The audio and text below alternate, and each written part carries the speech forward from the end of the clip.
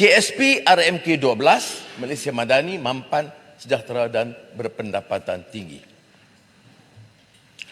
Lantaran itu, Kerajaan Perpaduan kini sedang mempersiap negara bagi menempuh fasa kedua KSP RMK 12 yang diberi tema mampan, sejahtera dan berpendapatan tinggi dengan 3 tumpuan utama, yakni memperkukuh kemampanan, membangunkan masyarakat sejahtera dan menuju negara berpendapatan tinggi.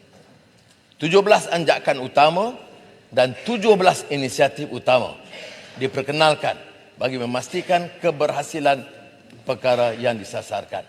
InsyaAllah, KSP RMK 12 ini akan terus memperkukuh agenda pembangunan negara dan rakyat ke arah mencapai matlamat ekonomi madani. Bagi memberikan gambaran yang lebih jelas pada Dewan yang mulia ini, pembentangan ini akan dicerahkan melalui 12 penegasan yang menjadi intipati kepada KSP RMK 12 dan distrukturkan mengikut 3 tumpuan utama. Tumpuan 1, menuju negara berpendapatan tinggi.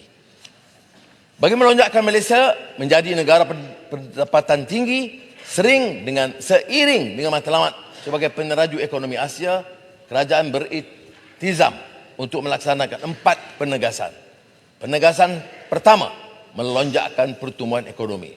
Kerajaan menyasarkan lonjakan pertumbuhan ekonomi sekurang-kurangnya 5% tahun dalam tempoh RMK 12 dengan memberikan tumpuan kepada 2 perkara pokok.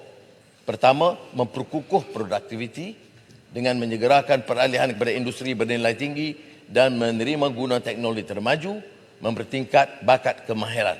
Di samping itu, kerajaan akan terus bekerjasama dengan sektor swasta dan ahli akademik bagi menambah baik aspek produktiviti negara. Produktiviti pelbagai faktor MFP secara purata dijangka menyumbang sebanyak 42.8% kepada pertumbuhan KDNK dengan produktiviti boroh dijangka mencatatkan pertumbuhan 3.8% tahun. Kedua, kerajaan berhasrat menjadikan Malaysia sebagai destinasi pilihan utama para pelabur dengan memperkukuh daya saing. Langkah utama adalah meningkatkan persekitaran perniagaan menerusi penambahbaikan peraturan perniagaan termasuk melalui unit My Mudah. Langkah ini secara langsung merancangkan pelaburan langsung domestik DDI yang secara bersinergi akan menarik lebih banyak FDI. Pelaburan swasta disasarkan berkembang sebanyak 6.4% setahun atau purata 300 bilion ringgit setahun dalam tempoh akhir RMK 12. Penegasan 2, mempercepat reformasi struktur ekonomi. Kerajaan akan memantapkan sektor dan industri dengan pertumbuhan dan nilai tinggi, high growth, high value, HGHV, meliputi 5 bidang. Pembangunan HGHV pertama, industri berasaskan peralihan tenaga, akan digagaskan sebagai anjakan utama bagi memastikan peralihan tenaga yang seksama.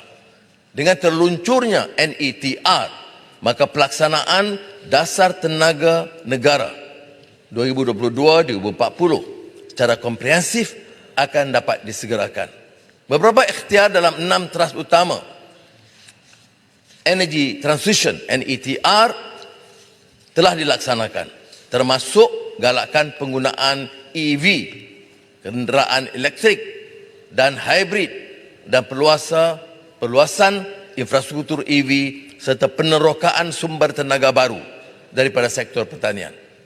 Rang Undang-Undang Akta Kecekapan dan Konservasi Tenaga EECE sedang digubal. NETR telah mengenal pasti 10 projek perdana yang strategik dan berimpak tinggi. Jangka pelaburan bernilai 25 bilion ringgit, mewujudkan 23,000 peluang pekerjaan berkualiti tinggi serta pengurangan 10,000 gigagram karbon dioksida secara setahun. Bagi memenuhi peningkatan permintaan gas asli cecair LNG dan memastikan keterjaminan bekalan, projek penyimpanan LNG tambahan akan dibangunkan di terminal penggagasan semula Pengerang, Johor.